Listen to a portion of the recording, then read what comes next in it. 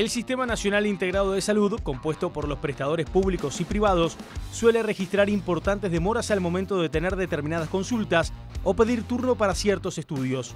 Es un desvelo que estamos trabajando con todos los prestadores públicos y privados. Hace solamente tiene 461.000 personas esperando para que lo vea algún especialista. O sea, dificultades en la accesibilidad tenemos y muchas. Las autoridades son conscientes de que una espera excesiva para una consulta o un estudio puede llevar al agravamiento de una patología. Que a veces un paciente que se diagnostica una enfermedad grave tiene tiempos de espera prolongadísimos para poder acceder, que eso incide directamente en el pronóstico.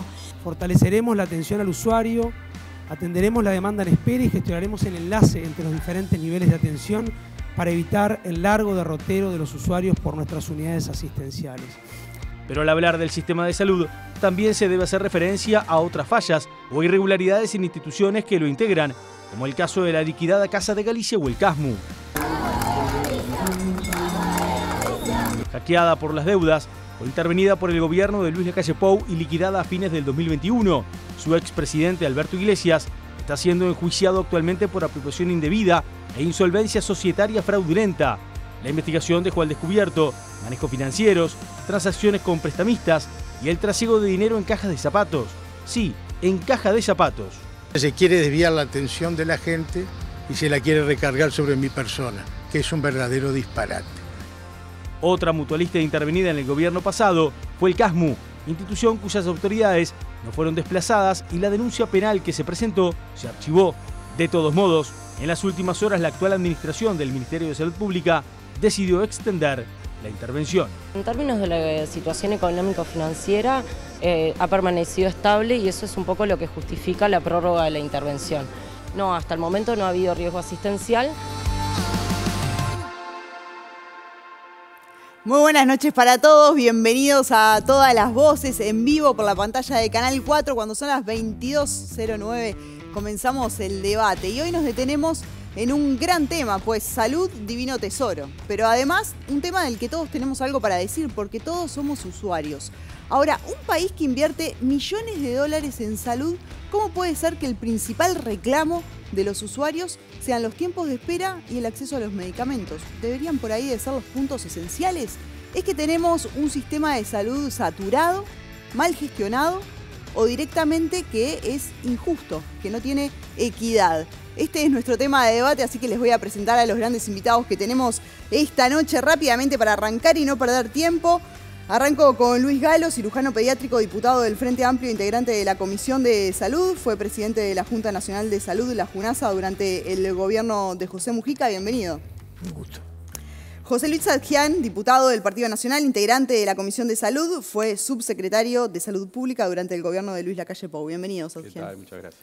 Álvaro Villar, director del Hospital de Clínicas, cargo que ocupará hasta 2029. Dirigió antes el Hospital Maciel entre 2002 y 2019. Bienvenido. Muchas gracias. Rodrigo Perna, vicepresidente del Sindicato Médico del Uruguay, es médico cirujano, especialidad de la que también es docente en la Facultad de Medicina. Bienvenido. Muchas gracias, buenas noches. Y Glauco Rodríguez, integrante del Consejo Directivo del Colegio Médico del Uruguay, exdirector de la Regional Sur de ACE, experto en medicina de emergencia. Bienvenido. Muchas gracias. Teníamos un invitado más esta noche, que era Jorge Bermúdez, exsecretario general de la Federación Uruguaya de la Salud. Nos pasó una situación bastante insólita, lo habíamos invitado a Bermúdez el martes, había confirmado su participación. Ustedes saben que esta semana recibió una denuncia por parte del sindicato reclamándole un dinero que estaba en su cuenta, estuvo en el foco de la polémica, pero en la tarde de hoy confirmó su participación en el programa y de hecho vino al canal. Estuvo aquí en el canal hace un ratito, a las 21 horas, allí dijo que la hora al final era muy tarde y que no podía quedarse porque vivía lejos y se terminó yendo. Todo esto se dio con la persona que está en la portería aquí del canal, no con la producción del programa. Igual de todas maneras después lo contactamos y esto fue lo que nos dijo. Se los cuento porque nobleza obliga, fue lo que sucedió hace un ratito nada más. Nos hubiese gustado tener su palabra aquí porque en definitiva representa a los trabajadores de la salud y era importante tener esa visión aquí en el piso y además obviamente para consultarlo sobre el tema que lo tuvo en la mira en la semana de hoy, que es este dinero del sindicato, de la FUS, de la Federación de los Trabajadores de la Salud. Así que, bueno, esto fue lo que sucedió y por eso hoy somos 5, pero somos 5 y potentes, así que vamos a iniciar el debate. Y quiero arrancar con esto que planteaba, ¿no? En Uruguay hay miles de personas que no acceden o que esperan semanas y a veces meses para acceder a una consulta médica y después muchas veces no acceden al medicamento que necesitan. Tenemos un sistema que promete más de lo que puede cumplir. ¿Y por qué esto que en definitiva debería ser esencial hoy en día en Uruguay no está funcionando? Galo. Bien. Yo creo que el tema de las listas y los tiempos de espera es multifactorial.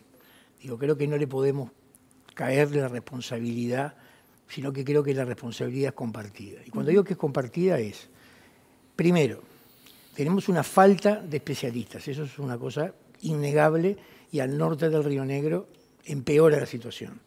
Segundo, en muy pocos países, cuando un paciente sufre de determinada, vamos a suponer, tiene unos dolores abdominales y pide gastroenterólogo, inmediatamente le dan el pase al gastroenterólogo. En los países, primero, lo que tenemos que fortalecer es el primer nivel de atención y el médico tratante es fundamental. Eso está generando demanda. Y por otro lado, los médicos especialistas, una vez que el paciente le llega, en vez de devolvérselo a su médico internista, se lo queda. El otro aspecto fundamental es el económico. Para tener mayor cobertura tengo que tener mayor recursos humanos, mayor disponibilidad de consultorios y eso es una cosa que cada vez es mayor la contratación de especialistas por parte de las instituciones. Pero entonces y la otra parte fundamental es el control. Si no hay control, si no hay rectoría en el Ministerio de Salud Pública, cada institución hace lo que quiere y tenemos los desastres que hoy tenemos. Bien. Como bien decía la ministra, no podemos terminar una gestión de ACE con 428.000 consultas pendientes. Planteó varios temas que obviamente van a estar en el debate. Satjian. Bueno, coincidimos con varios aspectos, que es multifactorial, es verdad, es multifactorial. La falta de especialistas es un gran tema y de eso trabajamos fuertemente en el periodo pasado. Les voy a contar solo un ejemplo. Se votó una ley a pocos días de la elección nacional el año pasado, que pasó bajo el radar, pero muy importante para el sistema de salud, porque cambiamos la gobernanza de la Comisión de Residencias Médicas. Ahora la gobierna o la dirige el Ministerio de Salud Pública, porque es el que tiene la visión del Sistema Nacional Integrado, y cambiamos también la forma de elección de las residencias, de los médicos que quieren hacer la especialización. Antes optaban por una sola y si quedaban afuera había que esperar un año más. Ahora optan por varias, es una prueba única y en eso pueden haber que se llenen todos los cupos. En esto Álvaro capaz que puede profundizar. Es un cambio trascendental para la formación de los médicos especialistas, porque es el faltante que hay. Hablábamos que es multicausal también, en otro ejemplo, y algo que fue reclamado fuertemente por el Sindicato Médico del Uruguay, y accedimos en el convenio del Consejo de Salario del 2022, es el tiempo de atención. ¿Recuerdan lo de los 15 minutos por paciente? Bueno, eso se cambió. Ahora pasamos a los 4 pacientes, los 15 minutos de atención, pero eso hace que la demanda, o que el mismo médico atienda menos cantidad de pacientes, pero eso en pos de una mejor atención. Instalamos medidas para poder tener algún efecto paliativo en la atención, como es la telemedicina. Bien. 80 centros de atención de telemedicina con un nodo central en ACE y esa atención que no sustituye la presencial del médico, pero sirve, por ejemplo, para áreas como psiquiatría u otras áreas de especialización que no hay o que no van, porque algo que también hay que hacer referencia, en el periodo pasado se hizo un fuerte énfasis en los cargos de alta dedicación, en los llamados en el interior de cargo de alta dedicación, por ejemplo en psiquiatría, con llamados de 400.000 pesos que no se llenaron. Yo entiendo todo eso, el punto es que para la gente que necesita un médico y cuidar su salud, que es lo más importante que tiene, por ahí dice, está bien, ¿y qué hago yo? Por eso preguntaba de si tenemos un sistema que promete más de lo que puede dar, en definitiva. Y otra pregunta que me surge es, ¿la gente no está pagando más de lo que recibe? Se los dejo planteado a los políticos y sigo la ronda. Villar. Bueno, ahí yo estoy de acuerdo que es multifactorial. Creo que, mirado desde el paciente, lo que ve es que se pasa de un lugar a otro y no hay solución. Yo creo que hay que cambiar algunos sistemas de cómo funcionan. El Hospital de Clínicas se organizó para el cáncer de mama, que es uno de los lugares donde hay problemas en el tratamiento. Hay demoras para hacerse la mamografía, se hacen las mamografías y a veces las pacientes quedan sin... Y los hacemos ir al médico o ir al hospital varias veces en vez de resolver en una vez que va todos los problemas. La unidad de tratamiento de cáncer de mama que se creó en el hospital y que fue apoyada por todos los partidos políticos, se votó unánimemente en el Parlamento. Lo que tiene es una NER navegadora que sigue a los 362 pacientes que tiene que seguir actualmente, en qué estado está cada uno, y trata que cuando venga al hospital en un mismo día se haga todo. Así que dentro de las causas, estoy de acuerdo en las causas que ellos mencionaban antes, pero la causa de los problemas de gestión creo que hay que ponerla también, porque varias de esas listas de espera nosotros organizamos en el Hospital Maciel. Citamos a 500 pacientes un fin de semana en una marcha forzada que se hizo para bajar la lista y el 25% de pacientes estaba esperando repetición de medicación, por ejemplo, bueno, entre ese otros es un problemas. tema. Ahora, en el Hospital de Clínica, ¿cómo están los tiempos de espera hoy? Tenemos áreas que son muy críticas, áreas que están bien. La más crítica de todas es urología. Yo creo que uno de los problemas más graves que tenemos en el hospital y en el país es la cantidad de pacientes que tienen catéteres WJ, que son catéteres colocados porque tienen cálculos renales y que no los resolvemos correctamente. El Clínicas ha planteado una propuesta para operar todos los días pacientes, hacer litotricia diaria, pero se necesita una inversión para eso, ¿no? Rodríguez, voy con los médicos. ¿Cómo ven los médicos el tema, Bien, Rodríguez? yo estoy totalmente de acuerdo con lo que se está diciendo y ahí es cuando hago una reflexión y me llama la atención. Acá vemos personas de diferentes sectores, políticos, gestores, etcétera, y estamos todos de acuerdo con lo que se está diciendo. Faltan especialistas en el Uruguay, falta una correcta distribución, falta gobernanza y hay que empoderar cada vez más al Ministerio de Salud Pública. Lo manifestó Galo, Sargent también con algo que se hizo, pero sigue faltando. ¿Y qué pasa? La medicina avanza a una velocidad que muchas veces desde el punto de vista de gestión no va compasada. Estamos hablando de la quinta revolución, inteligencia artificial, hospitales que están 100% robotizados y con inteligencia artificial, y acá nos seguimos planteando lo mismo y no podemos lograr que en un país de 3,5 millones de habitantes, de 500 kilómetros de punta a punta como es Uruguay, haya una distribución equitativa de especialistas, haya una verdadera integración del sistema, como fue cuando se creó el propio Sistema Nacional Integrado de Salud ya en el año 2008, y todo lo que estamos acá estoy seguro que si nos preguntan, estamos convencidos, como hemos dicho todos en muchos lugares, que no es ninguna de las cuatro cosas. No es sistema, no es nacional, no es integrado y no es salud. Pero seguimos sobre eso. Me parece que, y lo que dijo Álvaro es fundamental también, hay que separar un poco quizás a veces lo político de la gestión en salud. Me parece que es hora que Uruguay tenga un buen análisis a fondo de lo que se necesita. Los cargos de gestión deben estar ocupados por personal que está formado en gestión, de la misma manera que a nadie se le ocurre, como digo yo, irse a operar con alguien que no fuera un cirujano. Deberíamos tener en cuenta eso. ¿Y por qué? Porque el costo que luego tiene todo eso de no hacerlo, lo estamos viviendo y lo estamos viendo. Pusiste sobre la mesa un concepto bien interesante que es el analizar el Sistema Nacional Integrado de Salud. Me gustó para ponerlo ahora en debate, pero termino la ronda contigo. Bueno, buenas noches. Bueno, me va a tocar disentir. A ver, bien, bueno, me gusta tener todas las voces. En lo que estoy de acuerdo es en lo multifactorial. Pero bueno, el Sistema Nacional Integrado de Salud, a nuestra manera de ver, y lo venimos reiterando de hace años, no es un sistema, porque se ve en todos los ejemplos que ponemos en el video, sin duda que no es nacional. Todos los uruguayos sabemos la asistencia bien dispar que hay en el territorio, en Montevideo incluso, y te vas alejando de la capital y la asistencia es muy dispar en todos los aspectos. Ni que hablar que integrado, la I chiquita, no hay integración, por eso tenemos los costos que tenemos entre los diferentes sistemas, clínicas, ACE, el resto del mutualismo, FEMI, y lo que yo siempre digo es, para analizarlo, es que no brinda la salud que debería brindar.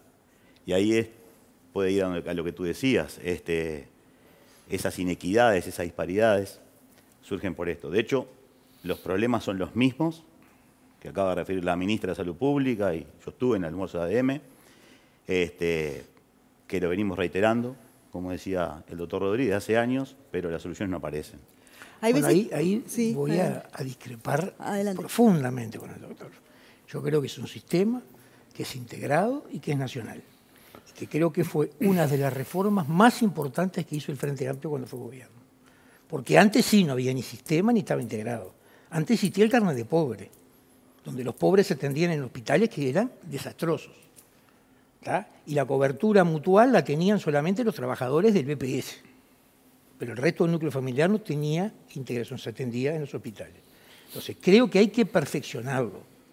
Pero no podemos decir que no es un sistema, que no es nacional y que integrado, porque acá hay 3 pilares fundamentales. El económico, cada institución recibe su dinero, un cambio en modelo de gestión, que es lo que creo, a mi entender, está fallando y hay que seguir profundizando. En la gestión hay que hacer un nuevo contrato de gestión, hay que dotar de un montón de cosas, ¿tá? Y lo que me parece que estamos más retrasados en el cambio de modelo de atención. Mientras que no cambiemos el modelo de atención, vayamos a un sistema más comunitario, donde le demos un papel al médico general más importante, más resolutivo, vamos a seguir teniendo estos problemas. Entonces, yo creo que tenemos desafíos muy importantes. No estamos conformes, pero no podemos decir que no tenemos un sistema. A mí me gustó una cosa de lo que dijo Galo, porque hasta lo toma a nivel personal. Yo me acuerdo cuando existía el carnet de pobre y mi vieja iba a sacarlo y a veces teníamos hasta dificultades para sacarlo el carnet de pobre. Seguro, había 25%. Es verdad que el sistema necesitaba cambiar. Yo pienso que la idea del Sistema Nacional Integral de Salud fue correcta, pero tenemos que reconocer que no se ha plasmado. Los que estamos en el territorio, en la primera línea, haciendo emergencia, haciendo otras especialidades, lo vivimos a diario.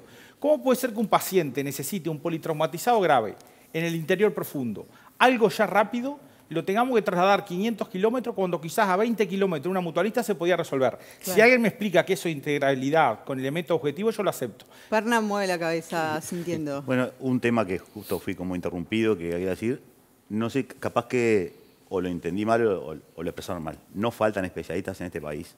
Eso está demostrado. A ver. Capaz que se refirieron a la falta de cobertura en el interior. El número de especialistas de todas las especialidades en Uruguay está demostrado, es suficiente para la población que tenemos en Uruguay. Entonces lo que usted dice está mal distribuido. Exactamente, que es lo que decimos. Por eso hay que dejar claros los conceptos. Pero yendo de vuelta al problema de fondo, queda demostrado en las palabras mismas de Galo que hay que cambiar casi todo lo que hay que hacer o que hay que fortalecer todo lo que acabo de criticar del Sistema Nacional de la Salud. Y lo que decía el doctor Rodríguez, lo que estamos en la asistencia, porque en un principio de esto se decía para la asistencia universal. Eso no es verdad. La asistencia universal fue siempre en este país, de la forma que fuera, pero la gente tenía su asistencia. Lo que pasa ahora es que hay gente obligada a una mutualista que a veces no puede sostener las prepagas que tiene la mutualista. Y eso es todos los días en todo el Sistema Nacional de la Salud, que trabajo en todo el sistema, o trabajé. Entonces, por eso es que sí, estoy de acuerdo que hay que reformular un montón de cosas, pero hoy en día es así como estamos diciendo. Ya voy con Sadjian, pero por alusión no sé si quiere agregar algo más. No, bien, Sadjian. Yo creo que hoy estamos viendo las fallas de diseño del sistema y las fallas de implementación. Este Sistema Nacional Integrado de Salud, como decía el doctor Galo, ¿en qué pilares se asentó también? En un sistema mutual, con instituciones de 170 años en nuestro país, que son las mutualistas, en esa base se asentó, y en una salud pública, con los hospitales públicos, por ejemplo, el Hospital Pasteur, el Hospital de Oribe, con 200 años también en nuestro país. Y en eso se asentó el sistema y cambió la gobernanza, el financiamiento, modelo de atención, y fue al primer nivel con las policlínicas y la distribución territorial. Pero lo que estamos viendo son fallos de diseño y de implementación. Por ejemplo, cuando fueron ingresando los colectivos al sistema, los jubilados, que fueron de los últimos, no se otorgó el financiamiento inmediatamente a las instituciones. Se demoró varios años en que esos colectivos, como los jubilados, tenían derecho a atenderse, pero no se les pagaba a las mutualistas las cápitas, y eso las desfinanció. Entonces hoy vemos mutualistas que están con problemas financieros o que tuvieron problemas financieros, y cuando vemos el padrón de usuarios son un padrón más avejentado, que tuvieron más gasto para atender esa población. El sistema habla de integración, pero en el propio diseño del sistema a las mutualistas las hace competir por el socio y complementarse. ¿Y cómo vamos a complementar si compito por el socio? Hay una guerra feroz por atraer socios y después es difícil complementar porque yo no quiero que mis socios se atiendan tu mutualista. Entonces tenemos la carrera por el resonador de último modelo, por el tomógrafo de último modelo, por quién tiene más IMAES, por quién tiene más atención, y eso es ineficiencia para el sistema. ¿Cómo sería un sistema nacional integrado verdaderamente? Donde cada usuario pueda atenderse en distintos prestadores y que haya un intercambio que quizás lo puede hasta el ministerio tarifar. Eso hicimos en el COVID. Para el COVID, las camas de CTI, porque para que no existiera eso de guardarse cama, o los pacientes míos los atiendo acá porque no hice convenio contigo, tarifamos el precio para todo el país, valía lo mismo, sea de ACE o sea del prestador, entonces no había inconveniente que un usuario se pudiera internar en un otro prestador que tuviera cama disponible.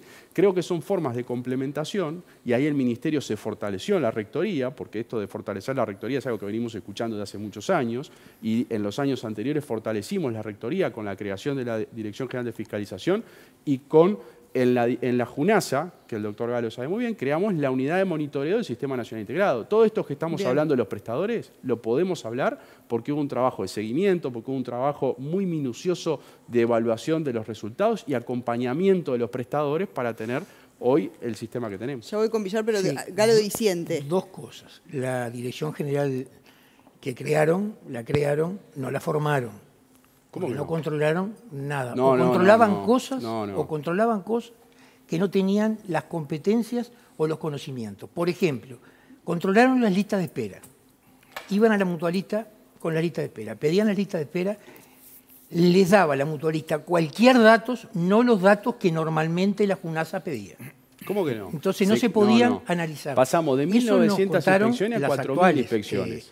Pero Luis, dejaron 12 inspectores en salud pública. Yo cuando entré en el 2020 con Salinas, habían 12 inspectores. Bueno, estaba la queja de los inspectores de la ex Dirección de Fiscalización, que no era una unidad ejecutora, de que no tenían herramientas. No solo creamos la dirección, contratamos 50 inspectores, los capacitamos y los certificamos en calidad. Es la única dirección de la Administración Central de todo el Estado certificada en calidad de acuerdo a normas. Le ponés mucho, pero no controlan nada. Ese es el problema que hay. No, el problema que hay de los tiempos de espera, que lo regulado, que es lo que podemos controlar. Y todo lo demás. Pero la unidad de monitoreo. Pero tú hablas de la información no es buena, la información que hay disponible. Tú hablas de los tiempos de espera. Tú hablas de los tiempos de espera, que es lo regulado, que es lo que puedes controlar. Tomografía, el tiempo no está regulado. No está regulado. Tú lo sabés. Ecografía no está regulado. Porque ¿dónde tenemos el principal problema? Porque también hicimos distintos análisis, distintos estudios, contratamos consultoras. El 70% de la población consiguió médico entre 15 y 30 días, que es lo que está regulado.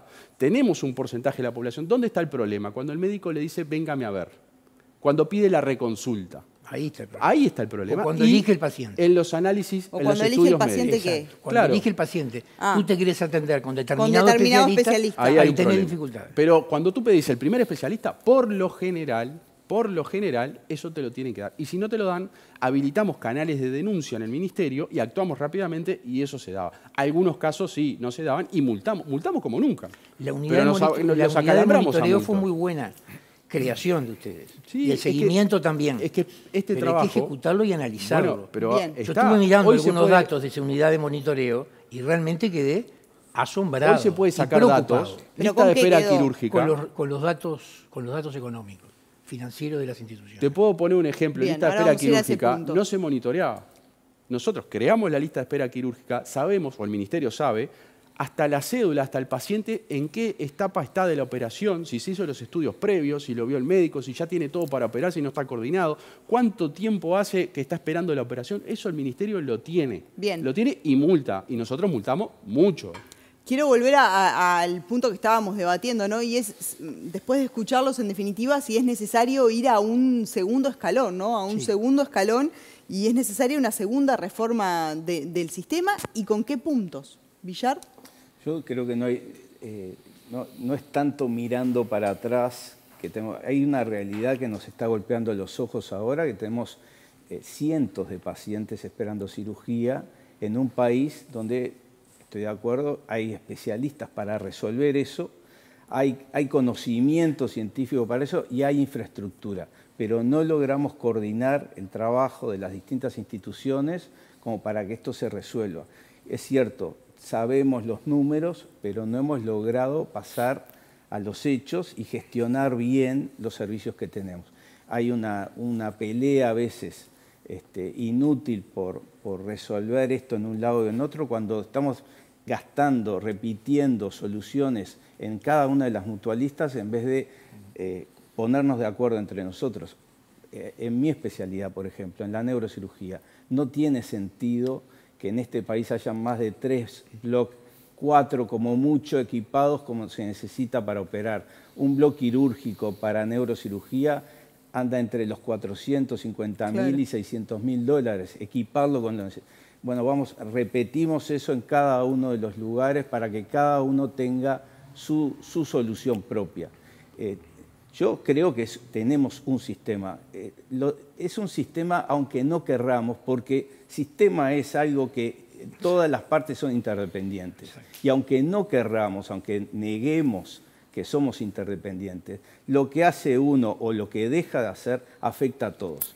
Si uno de los actores no cumple su rol, afecta a todo el resto del sistema. Si no se le paga a uno de los actores las deudas que tiene, eso inmediatamente desencadena problemas en los proveedores que afectan a todo el sistema. Entonces, lo que tenemos que lograr es una coordinación mucho mayor y centrar de una vez por todas las soluciones en los pacientes. Mirar el paciente que tiene que venirse desde el interior, viajar toda la noche para llegar a las 7 de la mañana, se demora en atender, a veces le suspendemos la consulta cuando ya el paciente está acá. Y vuelvo a insistir, a veces la consulta es una persona que le indica que tiene que ir a ver a otro especialista y sigue la ronda de recorridos. Ahora, ¿crees que hay que hacer una segunda reforma? Yo creo que sí, que hay muchos cambios. ¿Y en qué puntos hay que meter la mira? Bueno, creo que una de las cuestiones es tenemos que trabajar más en la gestión. Los hospitales ya superan la capacidad de gestión de los médicos. Nosotros podíamos ser buenos hasta hace unos años, cuando la complejidad de los hospitales era otra. Claro. Hasta el año 80, en el laboratorio del Hospital de Clínicas, se hacían 60 estudios diferentes. Hoy ese mismo laboratorio hace 730 estudios diferentes, el laboratorio central. La complejidad de los sistemas requiere que trabajemos más con informática, que trabajemos con inteligencia artificial y que incorporemos a otros actores en la gestión, que incorporemos a las enfermeras, que les paguemos mejor. Si vos me decís cuál es la medida más importante que tiene que tomar hoy el Uruguay, es pagarle mejor a las licenciadas de enfermería y tener más licenciadas de enfermería, porque la calidad de la atención va más de la mano de la enfermería que de los médicos, de la inversión en médicos. Uno de los aspectos que sin ningún lugar a duda vamos a tener que legislar es con respecto al tema de las complementaciones. Es impensable un sistema nacional integral de salud si no logramos conveniar los subsistemas que existen. Imposible. Ahora lo que estamos haciendo es venta de servicios, ventas y compra de servicios, pero complementación no existe. Hoy puedo poner ejemplos de mi gobierno y del gobierno del Partido Nacional, de los dos gobiernos, donde existe en determinado lugar un tomógrafo que lo tiene el sector privado y al sector público se le antoja poner un tomógrafo a 3 cuadras. Ergo, no funciona ninguno de los dos, porque no tenemos capacidad técnica para poder resolver el tema. Entonces ahí lo que falta es rectoría y precisamos algo de algún aspecto legal. Capaz que los legisladores tenemos que trabajar en algún aspecto legal, porque ¿qué es lo que pasaba?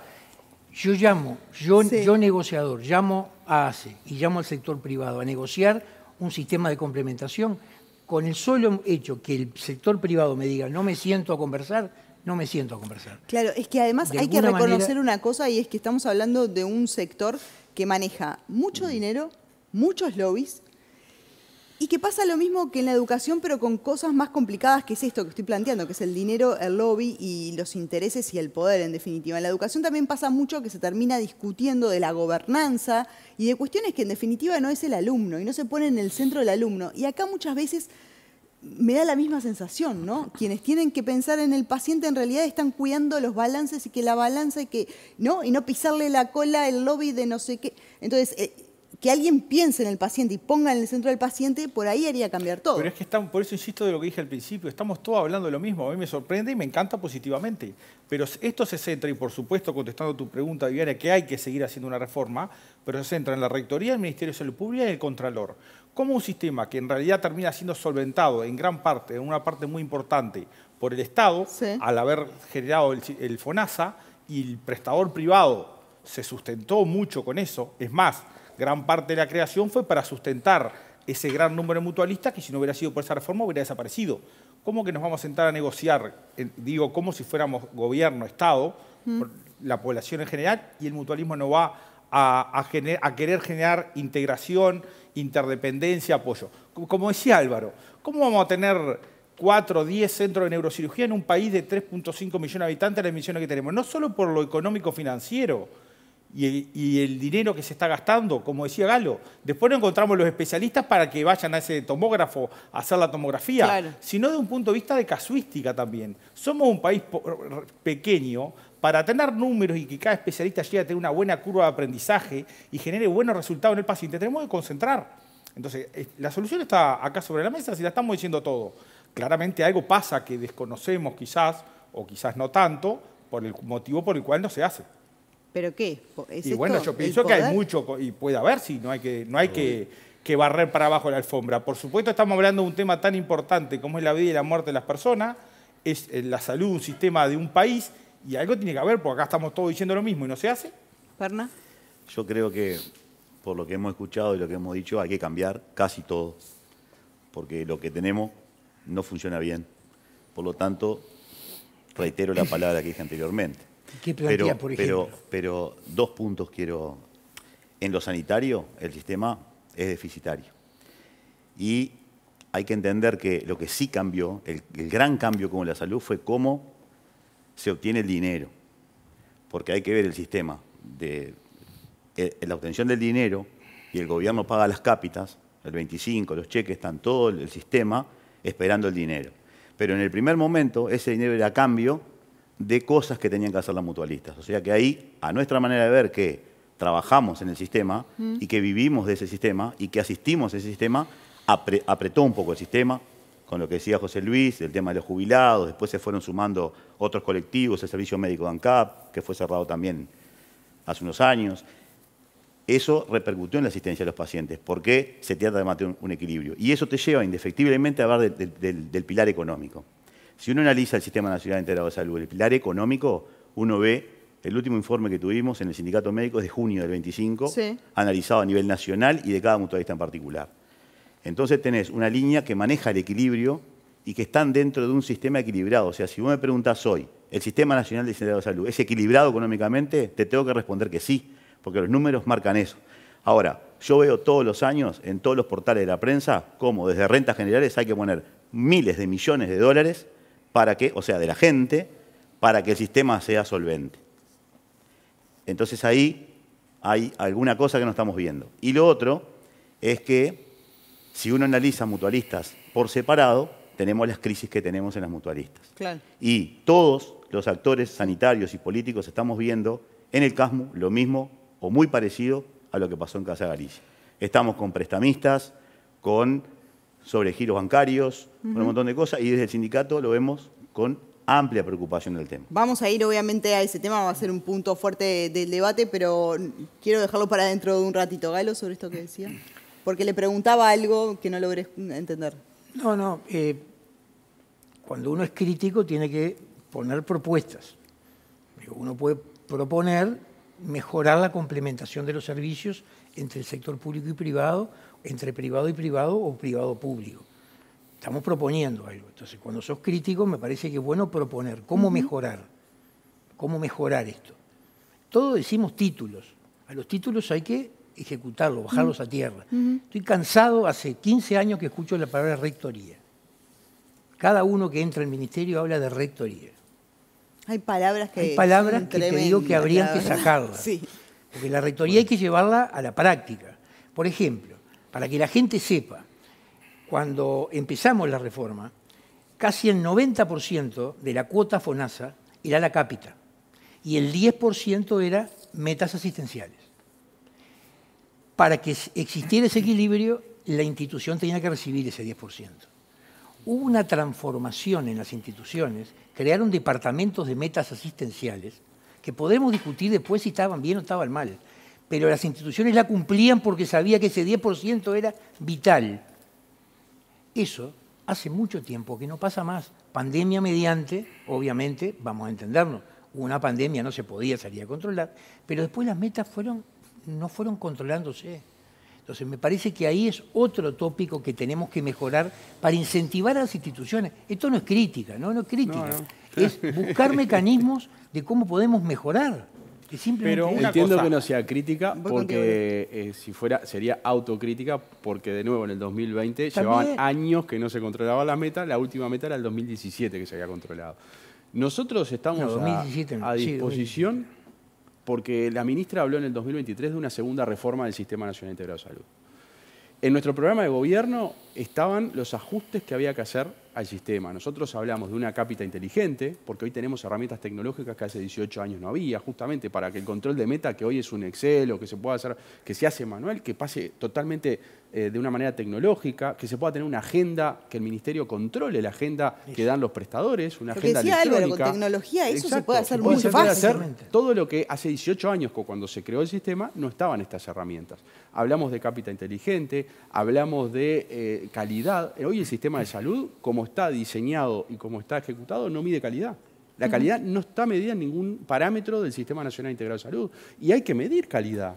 Hay que medir calidad de atención, hay que medir un montón de parámetros y estándares que hay que empezar a medir y retribuir por eso. Hoy se paga por edad y sexo, salvo las metas, que es un pequeño porcentaje, es edad y sexo. Entonces tenemos que ir hacia otro formato. Que nosotros lo propusimos, estamos dispuestos a dialogar porque necesitamos mejorar. Esto necesita avanzar. No podemos quedarnos en las discusiones del control de metas, de la JUNASA, de los prestadores. No, ya está. Estamos en un momento ideal para dar ese salto de calidad. Nosotros estamos atentos y esperando al gobierno, que es mano de todo lo que había prometido, empezar a ejecutarlo y empezar a traerlo al Parlamento para poder discutirlo. Hay una voz muy importante que son los usuarios del sistema organizados. Los consejos consultivos, las JULOSAS, las juntas departamentales de salud, donde participa directamente el usuario. En el contrato de gestión, que el último fue firmado en el 2011, cada mutualista debería hacer una encuesta de satisfacción de usuario, que es muy importante para la evaluación.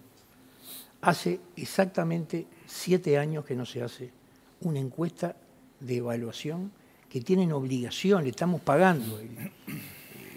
Nosotros todos le estamos pagando a las instituciones, porque están en contrato de gestión, que tienen que hacer una encuesta anual para medir la satisfacción de los usuarios, que es muy importante. Y ahí empezás a medir calidad.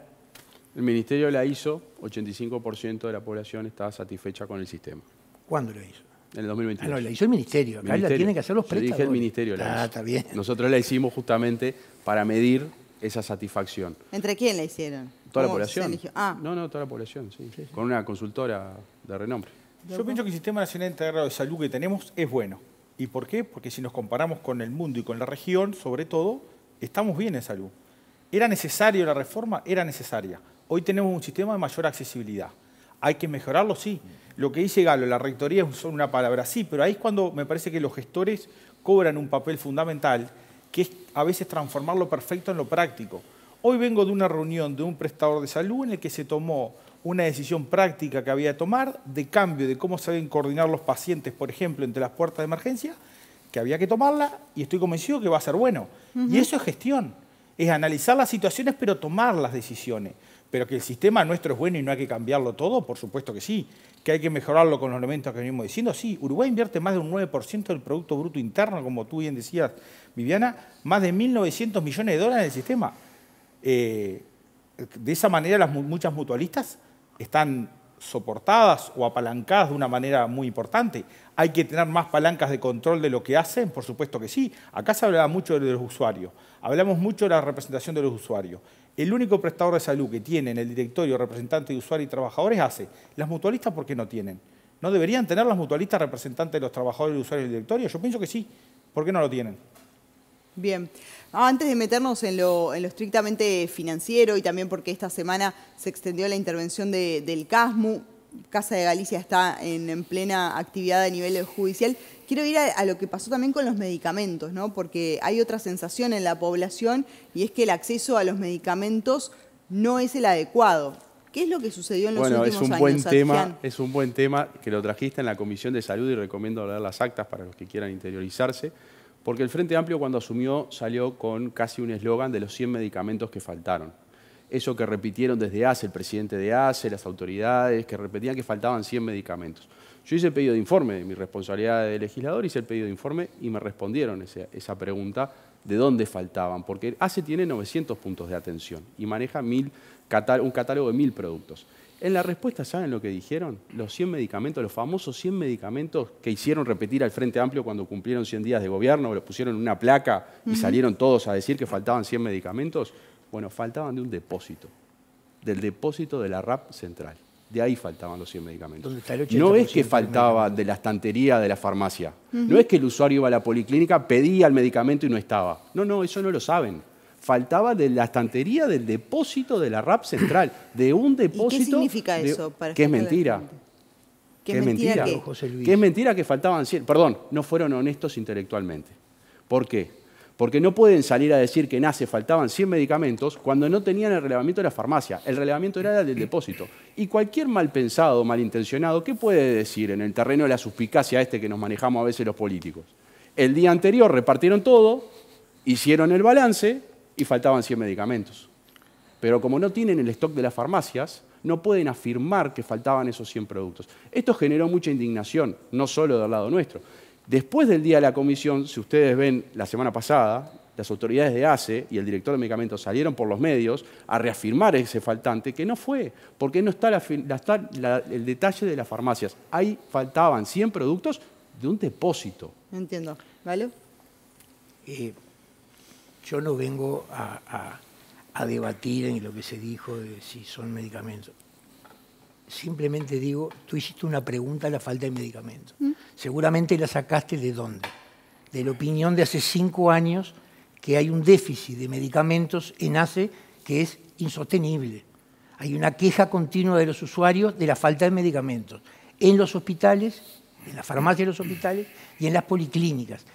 Pero no medicamentos de alto costo. Estamos hablando del medicamento común, de la diaformina, la enalapril. Y en el sistema privado también, uno siempre va y en el sistema privado nunca está, siempre hay un sustituto. Es otro problema que también hay que corregir, pero es otro problema. Pero en ACE hubo un problema importantísimo de medicamentos.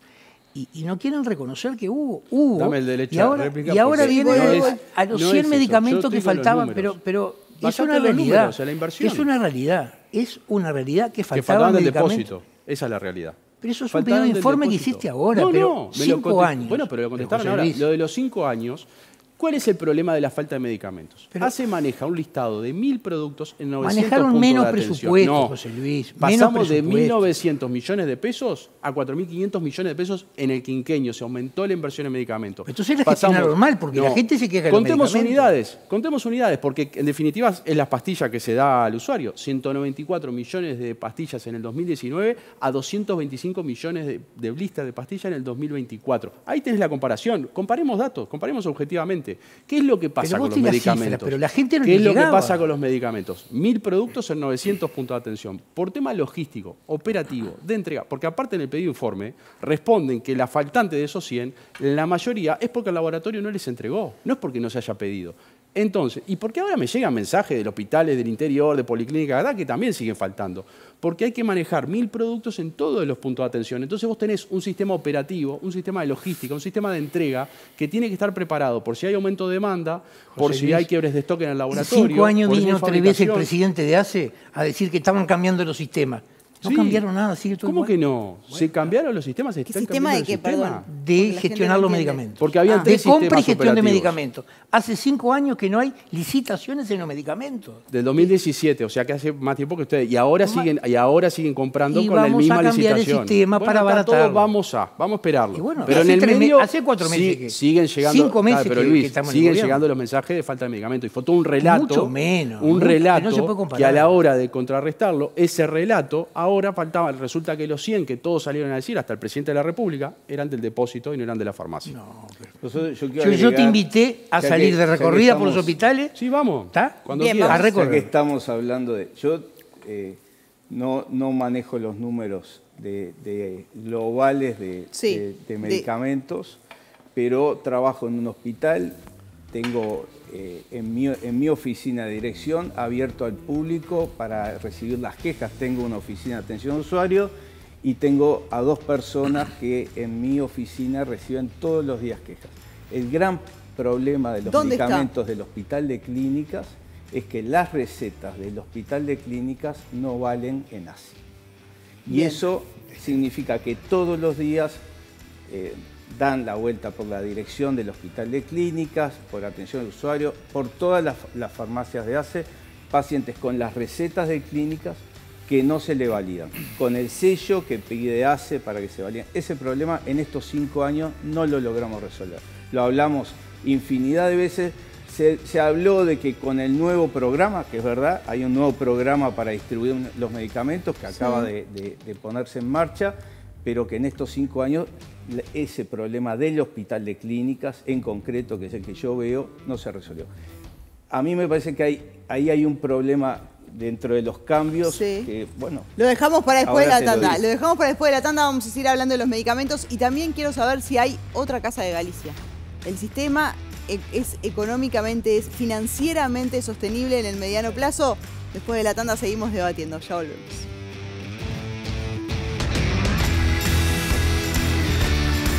Ahora seguimos debatiendo sobre nuestra salud, gran tema. Nos quedó pendiente algo vinculado a los medicamentos y después ya nos vamos a meter en el sistema financiero y en cómo están las instituciones de salud. Hay otra Casa de Galicia. La intervención del CASMU se extendió 1 año más, pero Villar, me quedaste... No, te colgado decía con el tema de los medicamentos. Hay 2 puntos más, no de los medicamentos, antes de pasar a esto del financiamiento. Hay 2 puntos más que yo creo que en los que tenemos que trabajar. Cuando hablábamos de gestión, para mí es clave que el sector público sea fuerte. Yo estoy de acuerdo que hay que ir a la complementación, pero con paridad. Es decir, hay que fortalecer a los hospitales del interior. Si se empobrecen los hospitales del interior y todo va hacia las mutualistas, estamos liquidados. Es decir, el sector público dentro del interior, al igual que lo que pasa en Montevideo, es clave. Nosotros vemos que si las soluciones que se buscan siempre es comprar en el mutualismo, cuando tenemos todo instalado en los hospitales públicos de Montevideo... ¿Y por qué pasa eso? Y pasa porque en vez de gestionar los problemas, en vez de hacer una buena gestión de las camas, en vez de liberar camas para poder dar altas de CTI, es preferible comprar camas de CTI en el sector privado. Se empobrecen los hospitales públicos, se debilitan los CTI públicos. Es preferible, en vez de resolver el problema de anestesistas, de instrumentistas, de arreglar los equipos que se rompan, compro en el privado.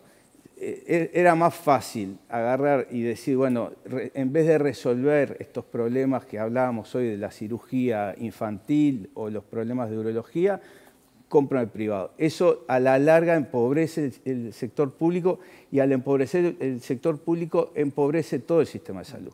No hay un país en el mundo que sea ejemplo en salud que no tenga un sector público fuerte y un hospital universitario dentro de ese sistema fuerte. Claro. Aparte ACE no tiene incentivo a la venta. ¿No tiene qué? No tiene incentivo porque lo que vende, por ejemplo ACE, que le vende a una mutualista, no lo cobra el hospital. Por ejemplo, el hospital de Salto, Paysandú, el que quieran, le vende, si le llegara a vender a la mutualista, ese cobro no va para el hospital, no es dinero que le entra al presupuesto del director. Va a renta general, entonces no hay incentivo. Volvemos a lo que decíamos hoy. Le tiro un pique para el gobierno que lo puede cambiar, porque ahí sería fundamental que haya incentivo en ACE a la contraposición o a la compraventa. Es la gran queja que tenemos los gestores en salud, sobre todo en el sector público, cuando gestionamos, que es que si uno hace la buena gestión y genera ahorros, no puede utilizar ese dinero para reinvertirlo en ese hospital. Y lo que decía Álvaro, sigo la línea, no es utópico pensar en un sistema público uruguayo fuerte, y tenemos un ejemplo. Los que nos gusta la gestión pública, quizás el paradigma de buena gestión de hospital y en el interior es el hospital de Tacuarembó y Ciro Ferreira. Y eso demuestra que la gestión es transversal a los gobiernos y a la política. Y quizás por ahí hay que ir. Perna, voy contigo y arranco con esta ronda. Hoy planteabas lo financiero, quiero ir a ese tema. ¿Hay otra Casa de Galicia dentro del sistema hoy? Bueno, quiero ser claro por algún comentario. Las situaciones generadas, lo que pasó en Casa Galicia, el inicio es bien diferente. Por eso cuando dice son diferentes situaciones, y lo venimos discutiendo ya hace largo tiempo, son diferentes. Lo que uno se pregunta, y nosotros el miércoles en el Comité Ejecutivo del Sindicato Médico lo discutimos, se interviene por un año más. ¿Qué tenemos que pensar? Un año estuvo la intervención. ¿Cuál es el resumen? Un informe. ¿Cuál es la situación actual del CASMU? No la sabemos.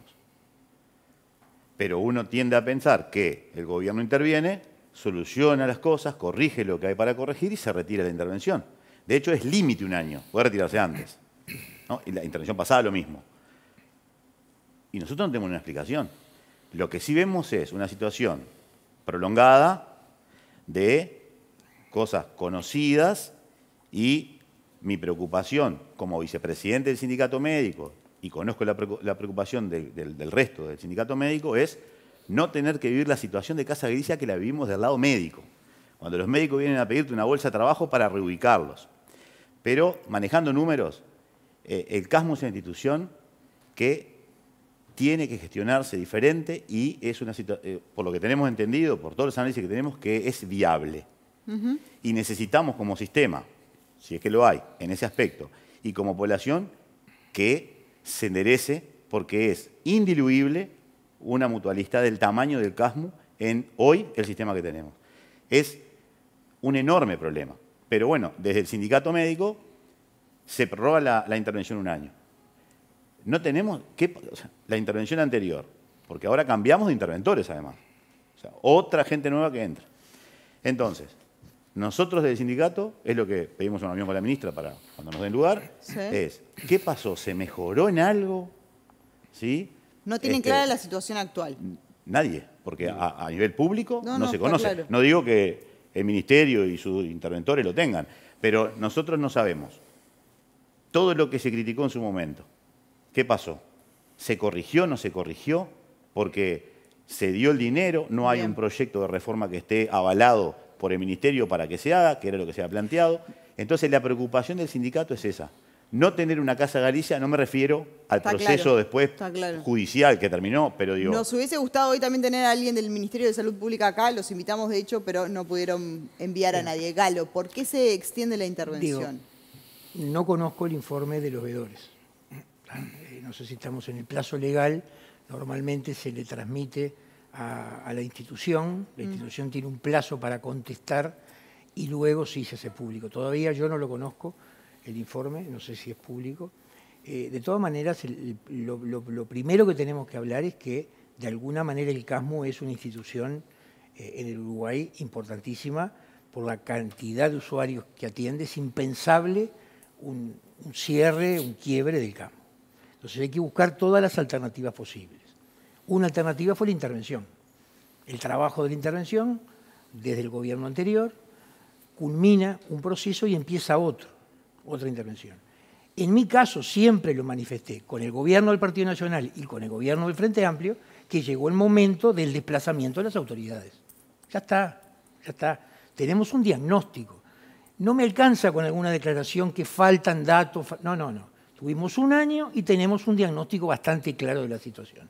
¿Cuál fue el diagnóstico? Bastante claro, y que se encontraron en la gestión irregularidades muy importantes en la gestión médica. Sí. Se malgastaron recursos económicos en infinidad de cosas. Tal es así que el Ministerio de Salud Pública anterior elevó a la Fiscalía porque pensaba que había delito. Después la Fiscalía dijo que no hay delito. Fantástico. Pero no es exactamente la Fiscalía, fue otra cosa. Yo lo que digo concretamente es que a esta altura del partido, para mí, hay que desplazar las autoridades, ¿verdad? Tiene que ser comandada por el Ministerio de Salud Pública esa intervención, ¿tá? Y buscar los mecanismos para que el CASMU llame a elecciones nuevamente, en forma democrática, con la gente, y pueda, de alguna manera, encontrar el camino. Pero ahí también hay un tema con el tema, porque hasta ahí no, lo que falta acá es plata, ¿no? Y el CASMU lo que tiene también es Falta todo un plata, tema no, de... falta gestión, falta gestión. Si vos tenés jefe en todos los servicios, y tenés un jefe, y tenés un jefe de su jefe, y todos sueldos de 250.000 pesos, no hay institución que pueda resistir. Bien, buen punto. Satgen, que estuvo Parece en las dos parece intervenciones. la nueva estructura de ACE, con tantos gerentes y subgerentes. Sí, Pero como eso la que podemos tenían hablar antes, después. ustedes. Eso podemos hablar después. Yo quiero separar lo que es CASMU de Casa Galicia, porque me corresponde la generalidad de la ley. Casa Galicia era una situación distinta. Primero porque en general lo cierra el Poder Judicial. No fuimos nosotros el gobierno, y eso lo voy a decir incansablemente, porque claro. se está tratando de generar, o se trató de generar un relato que no es, que es falso. Cuando se interviene en la situación en la que estaba Casa Galicia, que es distinta a la del CASMU, porque ahora el gobierno toma el CASMU con una situación que es muy distinta a como nosotros tomamos Casa Galicia. Cuando nosotros tomamos conocimiento de Casa Galicia, tenía el 99% de sus ingresos cedidos, tenía 40.000 usuarios, tenía una situación patrimonial y financiera hiperdelicada, mucho peor de lo que está el CASMU ahora. Y en ese contexto que entramos para tratar de sacarla adelante, el Poder Judicial nos saca, nos desplaza y la termina cerrando. Con una ley votada en el Parlamento que fue declarada constitucional. Tengo muy poco tiempo. ¿El CASMU es salvable? El CASMU es salvable si cambia la gestión, estamos de acuerdo con el diputado Galo. Ahí el gobierno, antes de ingresar a gobernar, hablaba de su secretario Broso de desplazar autoridades, hablaban de distintas acciones que no se tomaron. Ahora hay un cambio de interventores. Lo que tenemos es incertidumbre, pero generada por el propio gobierno. Porque los parlamentarios tenemos incertidumbre, el sindicato médico tiene incertidumbre, los usuarios tienen incertidumbre. Queremos saber qué es lo que está pasando, qué es lo que están viendo. Si hay un horizonte temporal que da estabilidad a la institución, hay elecciones en septiembre. ¿Cómo van a hacer ese acto eleccionario? Estamos pidiendo que el Ministerio de Salud Pública garantice la transparencia de la elección, para que todas las partes estén tranquilos, el que gana y el que no gana. Eso se puede hacer, ¿no? Yo creo que sí se puede hacer y que hay que cambiar los estatutos. Creo que las elecciones no son secretas. En el CASMU yo creo que sí, mientras que no sean secretas siempre va a ganar los que están. ¿Blauco? No, yo pienso primero, como están diciendo, que no es comparable Casa de Galicia con el CASMU. Ahora, me hago unas preguntas como partíamos del principio, ¿no? A veces hay relatos que se construyen no sobre elementos objetivos. ¿Cuál es la inestabilidad del CASMU? ¿Cómo se originó el CASMU? CASMU, Centro de Asistencia del Sindicato Médico del Uruguay. Sí. Cuando lo dejó el Sindicato Médico, déficit de $100 millones. Ese déficit fue mejorando con diferentes gestiones, no solo con las que están ahora, pero sobre todo con las que están ahora. Si analizamos todo el Sistema Nacional Integrado de Salud, como veníamos hablando, hay más de 10 mutualistas que juntas tienen un déficit de $1 billón, $1.000 millones. Pero el foco se pone a veces en algunas particulares mutualistas. Ya lo dijo el gobierno recién, el CASMU no tiene problemas de asistencia. Y como dijo bien Galo, el CASMU se elige democráticamente en elecciones por sus médicos capitalizadores, que son los dueños. Entonces yo pienso que a veces hay un poco de injerencia extra o no justificada con elementos objetivos en algunos lugares, pero que no es equitativa en todos. Si es necesaria una intervención, eso lo sabrán las autoridades. Desplazamiento a autoridades, pienso que por supuesto no. Si fueron elegidas democráticamente y ahora tenemos una elección dentro de poco que es ejecutada y gobernada por la Corte Electoral también. ¿Qué más garantías tenemos? Hay cosas que a veces el relato como que no lo veo acompañado de los elementos objetivos. Tengo 2 minutos. Lo más breve, importante cómo se explica, ¿no? Porque lo que dice Blauco es escuchar a las autoridades del CASMU de buenos gestores, y fueron las autoridades que se presentaron al Ministerio de Economía a pedir fideicomisos. El segundo, el tercero. Exacto. O sea, dicen que hay buena gestión y piden plata por todos lados. A uno que entiende poco, no lo entiende, la población no entiende. Y los que tienen parte en el tema, como el doctor Rodríguez, de adentro es complicado opinar. Parece que no correspondería. Entonces, ser arte y parte te quita la calificación de opinar. No, pero y para si terminar, es por eso, doctor Perna, usted quiere tener implicancia ahora y quiere estar porque también está apoyando una agrupación en las elecciones. O sea que usted también tiene intereses, sobre todo en las próximas elecciones. Venir a decir este discurso cuando vas a participar de las próximas elecciones activamente también deja mucho que opinar. Y para terminar, un saludo a los nuevos médicos. Es verdad, gran festejo ayer. Ahí compartimos todo, muy bien, es cierto. Bien. No te quiero dejar colgado. Voy a decir dos cosas nada más. Una es que los fondos que usan las mutualistas son públicos. Todos los fondos que usan y gastan las mutualistas son de todos nosotros y debería haber más información de cómo se gasta. Nosotros no tenemos estudios reales de costos en Uruguay. Tenemos las cápitas calculadas por solo dos cosas, por la edad y el sexo, cuando países como Holanda tienen 22 indicadores diferentes. Claro. Nosotros tenemos que ir a tener un estudio de costos. ¿Qué está haciendo el Hospital de Clínicas en esto? Tiene en la emergencia del hospital un programa que controla cada uno de los insumos que se gasta por paciente. Yo creo que todo el sistema tiene que ir a un sistema así, de controlar realmente cuáles son los costos de los procedimientos, de las cirugías y cuáles son los costos reales que implican las cápitas. Porque una cosa es la cápita y otra es el costo que tiene la institución para poder hacerlo efectivo. Bien. Cortita, Viviane, y sigo esa línea de razonamiento. A ver. Quizás todos los prestadores... Quedó un cruce acá que me hubiese gustado que se diera No, antes. si nos conocemos de tiempo con Perla. Ambos tenemos razón aparte. Pero los dos están metidos en la elección, me quedó clarísimo. Por supuesto, exactamente. Por eso digo que ambos tenemos razón. ¿Usted no? Bueno, no. Perna dice que no. Que él le parezca, está todo su derecho. Esperemos no verlo entonces, pues, Perna. Pueden ver brillante.